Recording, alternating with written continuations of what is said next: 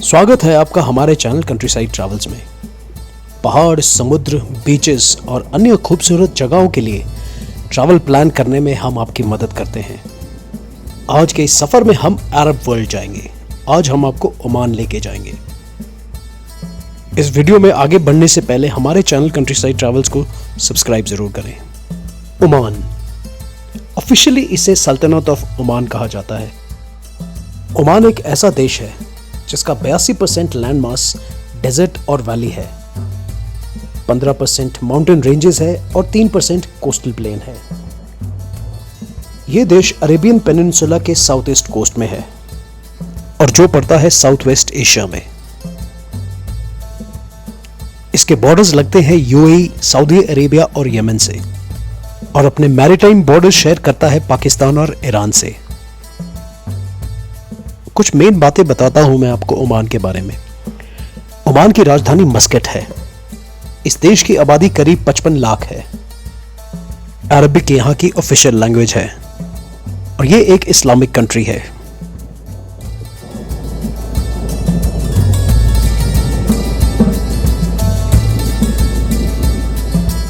तो इसी के साथ हम मस्कट पहुंच गए हैं, लेकिन आज हम यहाँ पे नहीं रुकेंगे और सीधा रुक करेंगे सुर का, जो 200 किलोमीटर है यहाँ से, और 2 से 2.5 घंटे हमें लगेंगे वहां पहुंचने में। अभी कुछ ही वर्षों पहले यहाँ पे मस्कट सुर कोस्टल हाईवे बना है और काफी हद तक ट्रैवल टाइम को रिड्यूस इस हाईवे ने किया है। और ये कोस्टल रोड आपको नए और पुराने ओमान का एक ग्लिम्प्स देता है। जिस 200 किलोमीटर के स्ट्रेच से आज हम गुजरेंगे, उसके बीच में ओमान की बहुत सारी प्रमुख टूरिस्ट डेस्टिनेशंस हैं।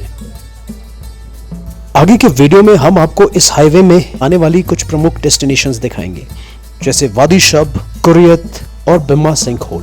तो जैसे मैंने आपको पहले बताया कि अभी हम सुर थोड़ी देर में पहुंचने वाले हैं और आज के दिन हम थोड़ा सा रेस्ट करेंगे और कल फिर शुरू करेंगे अपना सफ़र और देखेंगे यहाँ की खूबसूरत जगहें।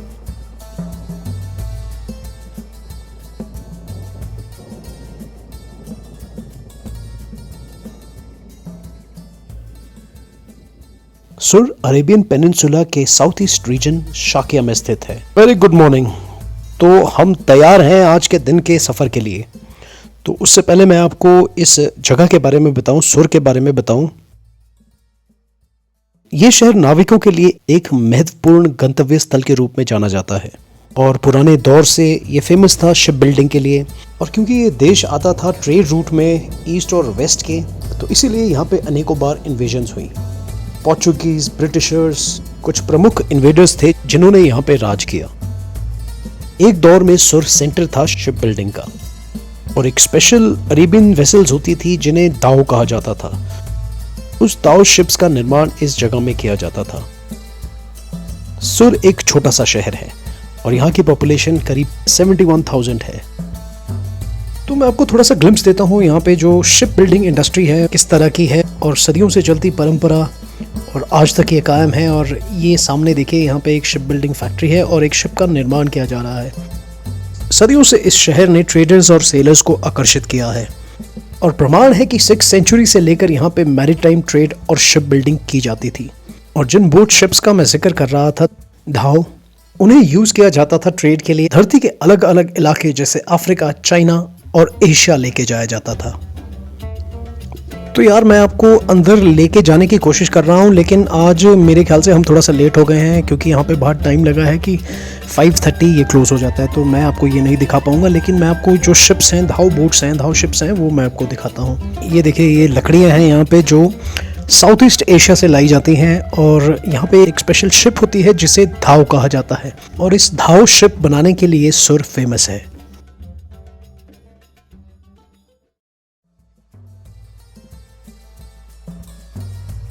ओमान के ये जो कोस्टल शहर हैं जैसे मस्कट और खास करके सुर, इनका जो गल्फ ऑफ ओमान में स्थित होना इनको एक बहुत एडवांटेज देता था।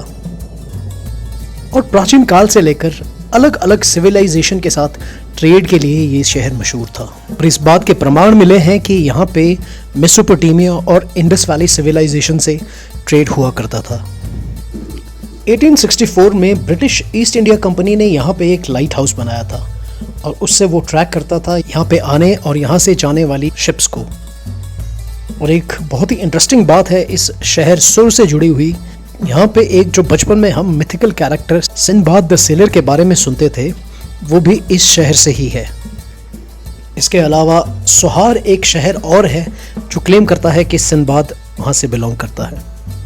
अब सच्चाई क्या है ये तो हम नहीं जानते, लेकिन अगर आपको किसी को पता है तो कमेंट सेक्शन में ज़रूर लिखिए। आज मैं आपको ओमान में अरेबियन सी की खूबसूरत कोस्ट लाइन दिखाऊंगा और हम रुक करेंगे रस अल हद का। इससे पहले अलशिया बीच आएगी जहां मैं आपको लेके जाऊंगा। तो 30 मिनट से 40 मिनट लगेंगे हमें पहले अलशिया बीच पे, और थोड़ा सा टाइम हम वहाँ पे स्पेंड करेंगे और फिर हम आगे निकलेंगे रस अल हद के लिए, जो कि फेमस है ग्रीन टर्टल्स के लिए। तो चलिए आगे चलते हैं। अलशिया बीच बहुत ही खूबसूरत है और यहाँ का जो पानी है बहुत ही क्रिस्टल क्लियर साफ़ है, और ये सैंडी बीच है और काफ़ी पिक्चरस्क और सीरीन जगह है।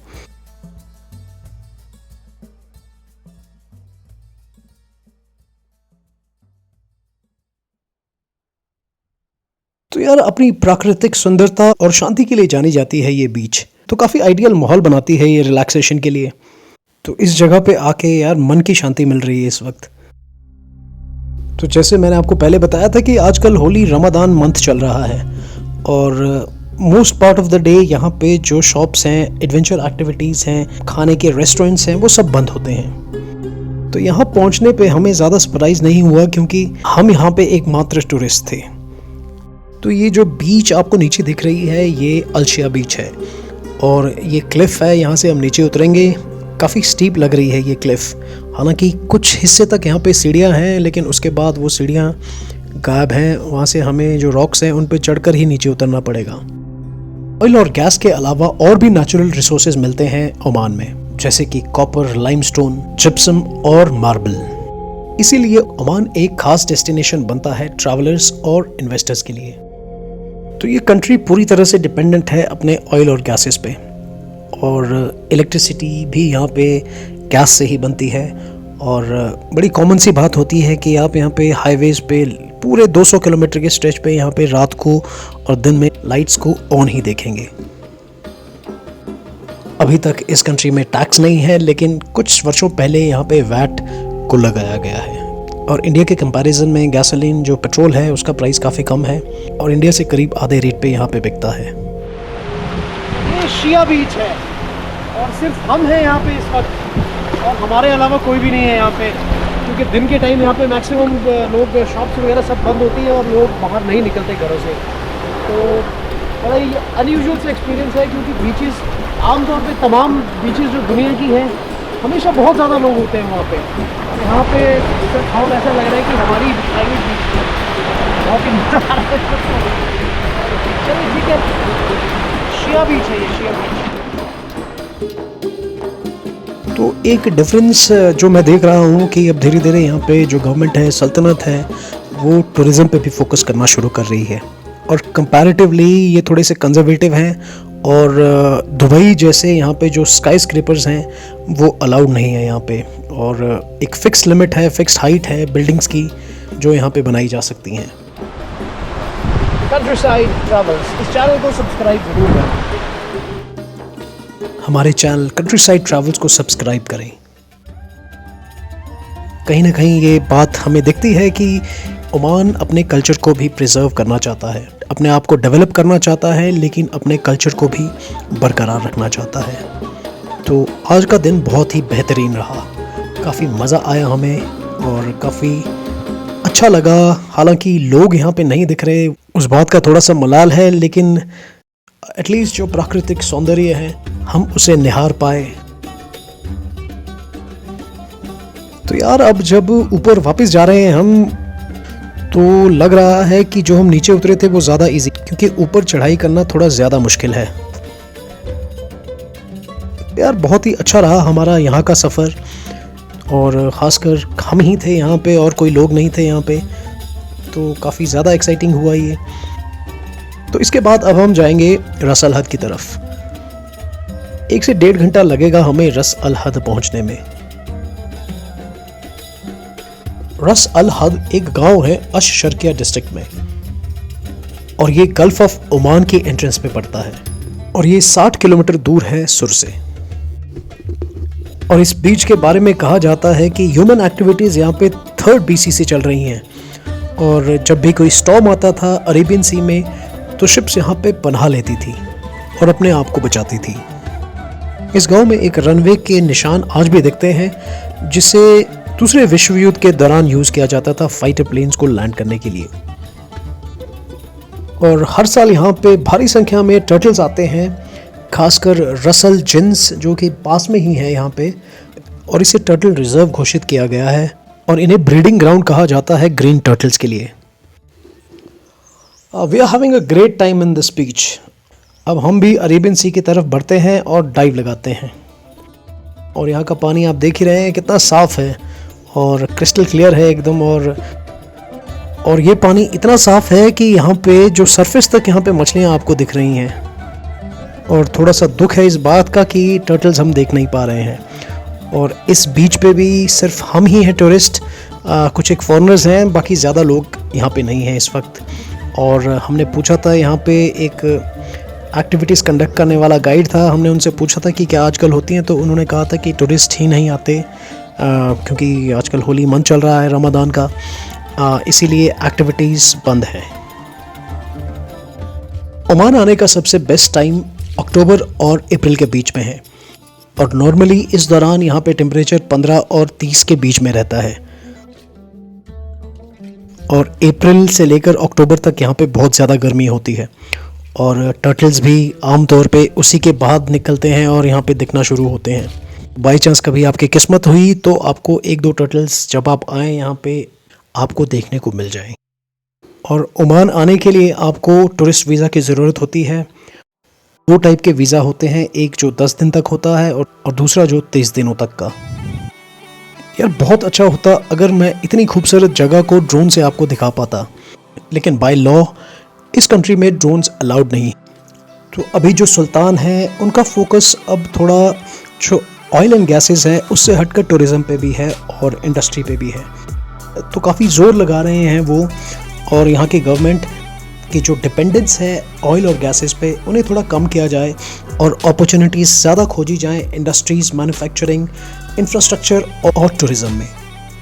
इसीलिए बाहर से आने वाले टूरिस्टों की संख्या साल दर साल बढ़ रही है।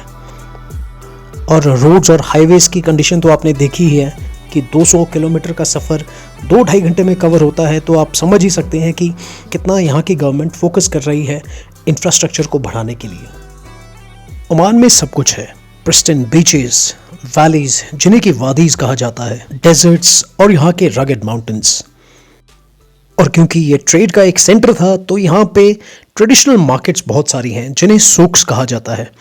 और पाकिस्तान, ईरान, अफ़गानिस्तान, अफ्रीका, अन्य गल्फ़ कंट्रीज़ से यहाँ पे लोग आते हैं अपने सामान को बेचने के लिए। आगे वीडियोस में मैं आपको यहाँ के डेजर्ट्स, मार्केट्स जिन्हें सूक्स कहा जाता है और यहाँ की वादियाँ दिखाऊंगा। तो कुल मिला के ओमान की बात करें, यहाँ की हिस्ट्री बहुत रिच है और कल्चर बहुत डाइवर्स। करीब आधा पॉपुलेशन यहाँ पे एक्सपैट्रिएट्स की है और जिनमें से सबसे ज़्यादा इंडियंस ही है। के लोगों की एक ट्रेडिशनल अटायर होती है। मर्द एक कॉलरलेस गाउन पहनते हैं जो एंकल तक पहुंचती है, इसे डिश टशा कहा जाता है। और सिर पे एक स्कार्फ पहनते हैं जिसे मुजार कहा जाता है। और महिलाएं एक लंबी काली ड्रेस पहनते हैं जिसे अबाया कहा जाता है। इस सफर में हमारे साथ आप बने रहें और आप भी हैरान हो जाएंगे कि क्या क्या ओमान के पास है ऑफर करने के लिए। हमारे चैनल कंट्री साइड ट्रैवल्स को सब्सक्राइब जरूर करें। देखते रहिए कंट्री साइड ट्रैवल्स।